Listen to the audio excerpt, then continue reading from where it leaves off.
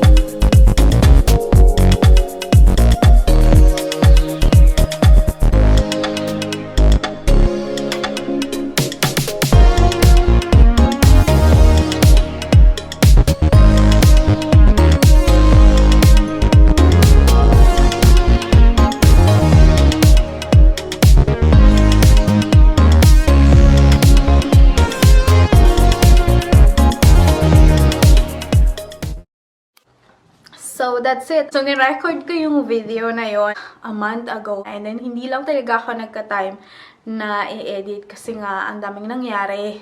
So, ito na ang finished product. And it is original Chanel bag. Ayan, kita nyo ba kung ano, meron siyang parang tatak dito. Sana talaga nagpo-focus yung camera ko. Yan, nag-focus na siya.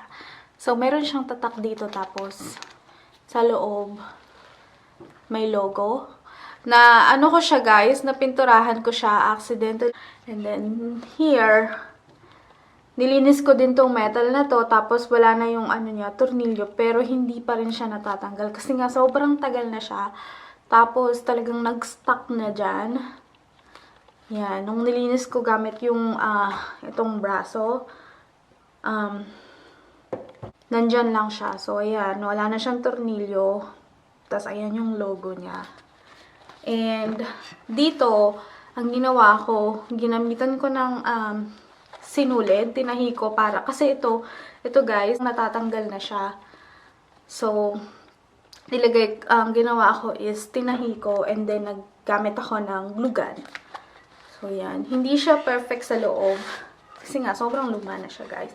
At ang maganda nito, kahit sobrang luma na, wala siyang butas. So, yan.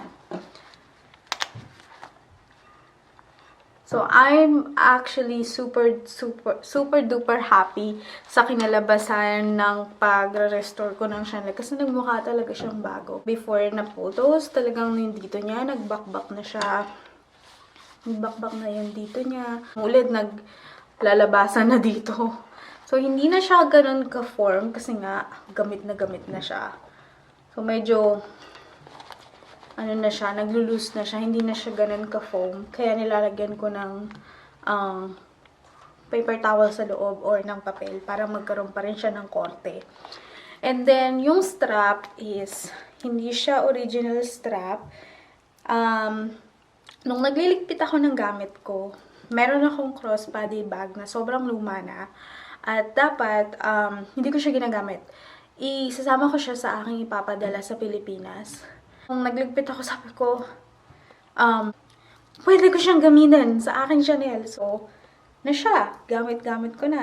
Medyo mahaba siya. So, ang gagawin ko is, baka tali ko siya ng ganyan. Para swak na swak. Kasi hindi naman ako ganun katangkad. Pag sinuot ko siya, ang haba niya.